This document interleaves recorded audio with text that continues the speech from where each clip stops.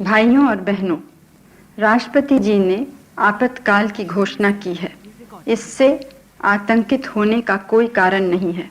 आप सभी गहरे और व्यापक षड्यंत्र से अवगत होंगे जो उस समय से रचा जा रहा है जब से मैंने भारत के जनसाधारण के लाभ के लिए कुछ प्रगतिशील उपाय करने शुरू किए। कोई सरकार रही हो,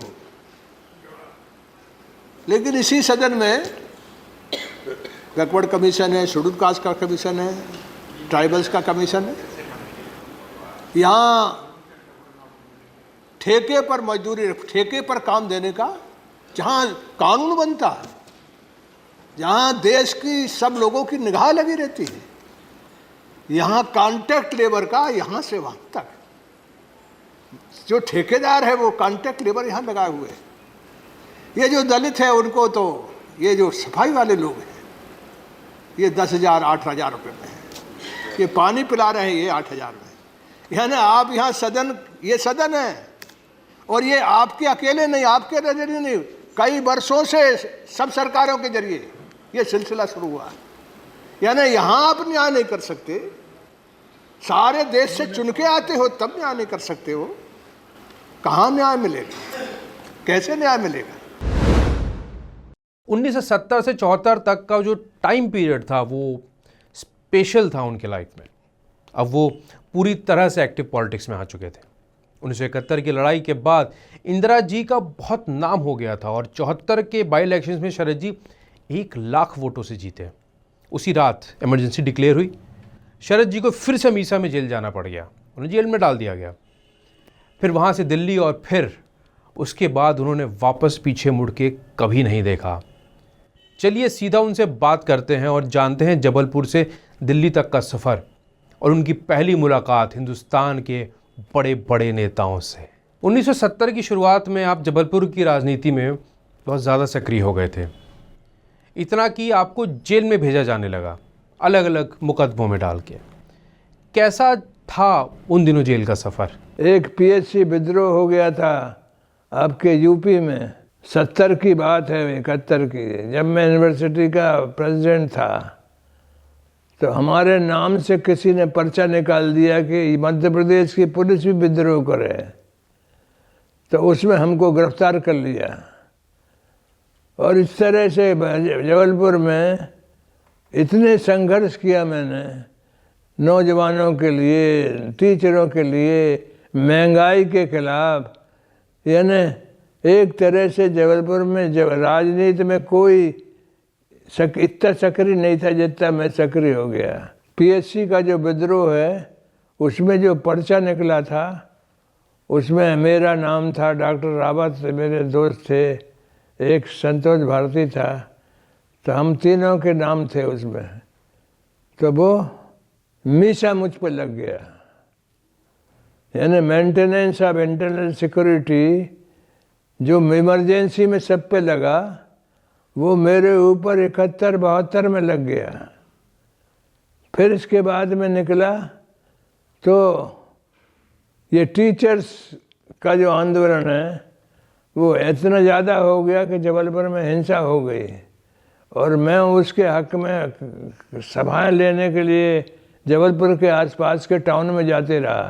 तो इटारसी में सभा ली मैं, और वहाँ से जब आ रहा था तो जबलपुर में हिंसा हो गया। आपकी गिरफ्तारी कब हुई थी फिर मीसा में? तो यहाँ जबलपुर में आते से मुझे फिर गिरफ्तार कर लिया और फिर मुझ पर मीसा लगा और फिर मैं जेल में था। मीसा तो इमरजेंसी में सब पे लगा था, मगर मुझ पे उसके 3 साल पहले लग गया। यानी पहला आदमी था मैं और एक नागभूषण थे, हम दोनों पे मीसा पहली बार बड़ा लगा और मैं 11 महीने जेल चला गया। कितनी जगह जेल हुई थी आपको? तो मेरी जेल कितनी है? जबलपुर, रीवा, बिलासपुर, नरसिंहगढ़, इंदौर, सिवनी, एटा, चंडीगढ़, इतनी जेल में रहा मैं। 74 में जीतने के पहले इतनी जेलों में रहा संघर्ष करते हुए। यानी टीचर्स का, महंगाई के खिलाफ मैं बंद करता था, महाकौशल कहलाता था उसको। तो 1-2 बार मैंने बंद किया महाकौशल को महंगाई के लिए।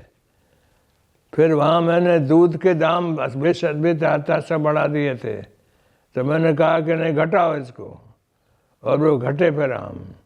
इस तरह मेरा जबलपुर में राजनीति जो है वो इतनी ज़्यादा हो गई कि मैं संघर्ष में ही लगा रहा। इमरजेंसी जब 1975 में लागू हुई थी उस वक्त भी आपकी गिरफ्तारी हुई थी, किस जेल में रखा था आपको? तो जयप्रकाश जी तो दिल्ली चले आए, और इसके बाद जो है वो यहाँ रामलीला मैदान में उनकी मीटिंग हुई। उस मीटिंग के बाद रात को इमरजेंसी लग गई, तो सारे देश में लोग गिरफ्तार हो गए, मैं भी गिरफ्तार हो गया। और मुझे ताज्जुब हुआ कि मैं इतने वोट से जीता हूँ, इसके बाद फिर मुझे गिरफ्तार कर रहे हैं। पता नहीं था कि ये इमरजेंसी लग गई। बाद में सुबह पता चला कि इमरजेंसी लग गई। तो मुझे जबलपुर जेल में नहीं रखा, मुझे जबलपुर वहाँ ले गए नरसिंहगढ़ जेल। वहाँ डकैत गिरफ्तार थे, फिर वो उनको तो शिफ्ट कर दिया गया, और नरसिंहगढ़ जेल में मैं इमरजेंसी में रहा 2 साल। वहीं मेरे साथ मधुले में रहे। टीचर्स की जब हड़ताल हुई थी उसमें भी आपको जेल हुई थी, जबकि टीचर्स खुद धरना दे रहे थे। आखिर वो आपके पास आए क्यों थे? क्योंकि उनकी कोई सुन नहीं रहा था, कई दिन से धरना दे रहे थे, तो हमारे पास आए। एक मैं नाम भूल रहा हूँ, गिरजा संता दुबे था कोई, उनका लीडर था। वो मेरे पास आया और रिक्वेस्ट की कि हमारा समर्थन करो, तो हमने उनका समर्थन कर दिया। उनके समर्थन में जबलपुर के आसपास के टाउन जो थे, वो इटारसी है, कटनी है, सिवनी है, यहाँ मैं मीटिंग कर रहा था सब जगह। इटारसी से मीटिंग कर रहा था, तो वहाँ एक मिनिस्टर था मुसरान, उसका प्रोग्राम नहीं हो पाया। उसने बताया मुख्यमंत्री को, तो मुख्यमंत्री ने मुझे लोगों ने बताया कि कलेक्टर से कहा कि भाई ये कैसे बाहर घूम रहा। और जबलपुर में उस आंदोलन के चलते फिर बंद रहा, और मैं इटारसी में था, और बंद होने में यहाँ हिंसा हो गई। शहर में काफ़ी पथराव हुआ, लाठीचार्ज हो गया। फिर मैं वहाँ इटारसी से मीटिंग करके जैसे ही वापस आ रहा था, क्या कहते हैं, जबलपुर, तो जबलपुर में मुझे फिर से गिरफ्तार कर लिया। पहली बार दिल्ली आना और जयप्रकाश जी से मुलाकात कैसे हुई आपकी? पहली बार मैं 74 में जीतने के बाद दिल्ली आया, और दिल्ली में जो जयप्रकाश जी जो है, तो पहले जीतने के बाद मैं पटना गया। धर्माधिकारी एक उनके काफ़ी सहयोगी थे, वो मुझे ले गए, क्योंकि जयप्रकाश जी के आंदोलन को बहुत ताकत मिली उससे। वो पहले बिहार में ही था, लेकिन मैं जब जीत गया तो फिर एक तरह से काफ़ी उस आंदोलन में उत्साह आ गया। और उस चुनाव में सारे देश के नौजवान भी पहुँचे जो जयप्रकाश आंदोलन के आंदोलन में थे, और इस तरह से वो चुनाव एक आंदोलन हो गया। गाली गलौज करके वोट ले ले और उसको हम कह दें कि बस ये जनता की हुकूमत बन गई, ये नहीं। और ऊपर से फिर जब लोगों की आज़ादी न हो, प्रेस की आज़ादी न हो, इसको सिविल लिबर्टीज कहते हैं, शहरी आज़ादियाँ वो लोगों की न हो, तो चाहे बेसिक डेमोक्रेसी कह लीजिए, पार्लियामेंट्री डेमोक्रेसी कह लीजिए, सोशल डेमोक्रेसी कह लीजिए, पीपुल्स डेमोक्रेसी, वो सब नाम है। और जब मैं यहाँ दिल्ली आने के पहले पटना गया, जयप्रकाश जी से मिल के आया। उन्होंने मेरी ड्रेस चेंज कराई, किसको धोती पहना और कुर्ता लगाओ। यानी दादा धर्माधिकारी से कहा कि आप अच्छा धोती पहनते हो, तो इसलिए इसको धोती पहना, क्योंकि मैं यानी 4 जेब वाला शर्ट पहने हुए था और पान खाता था। तो जयप्रकाश जी ने और तो कुछ नहीं कहा, इसको मतलब ड्रेस पहना। तब से मैं ड्रेस चेंज किया, तो यहाँ जिंदगी भर में धोती और कुर्ता ही मेरा लिबास है। और जयप्रकाश जी जो है वो सारे देश में दौरा कर रहे थे, तो कहीं कहीं मुझको ले जाते थे। 74 में जब आप दिल्ली आए थे, पहली बार इतने बड़े शहर में आना और फिर इतने सारे पॉलिटिकल लीडर से मिलना, कैसे हुई थी उन लोगों से मुलाकात? एक बड़ा जुलूस निकला, रामलीला मैदान से लेकर के पोर्ट क्लब तक आया। यहाँ पहली बार मैं 74 से जब आया तो जयप्रकाश जी उस जुलूस की अगुवाई कर रहे थे। तो उसमें चौधरी चरण सिंह भी थे। मैं पहचानता नहीं था उनको, तो मैंने उनको जब स्टेज पे बैठे थे तो मैं थोड़ा सा उनको इग्नोर करके एक जगह बैठ गया, मगर बाद में पता चला कि चौधरी साहब है। तो उसमें मुझे जयप्रकाश जी ने भाषण कराया। और जो पहचान की बात है, तो सारे नेताओं से मधु दंडवते है, मधुलिम है, SM जोशी है, आपके अटल बिहारी वाजपेयी है, नारायण देशमुख है, इन सब से मेरी जान पहचान हो गई। और उस समय जयप्रकाश का आंदोलन पूरे घर से उस पे था, तो मैं ज़्यादा ये जो शांति प्रतिष्ठान है उसमें जयप्रकाश जी रहते थे, तो वहाँ ज़्यादा मैं रहता था।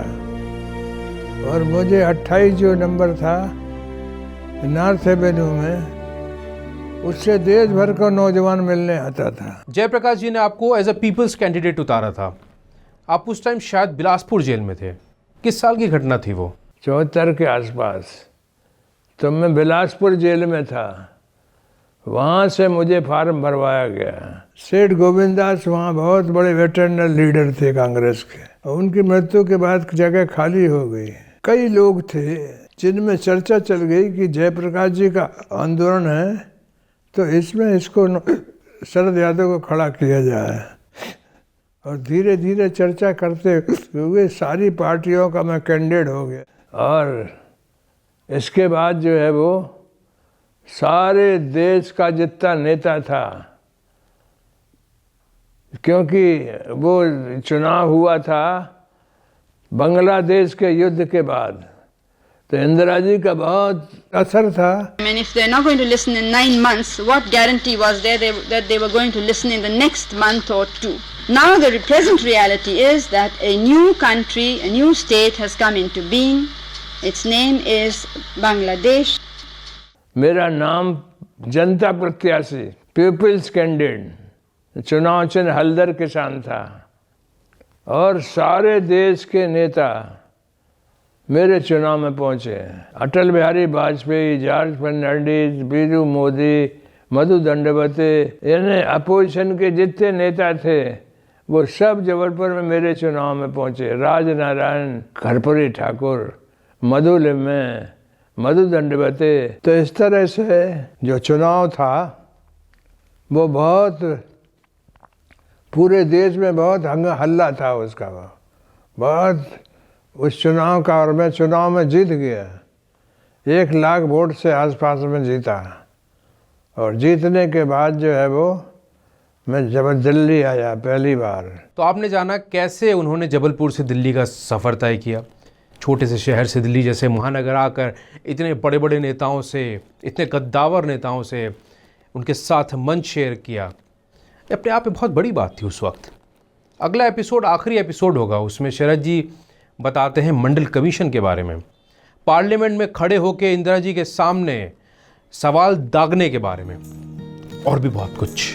जल्द मिलते हैं। जय हिंद।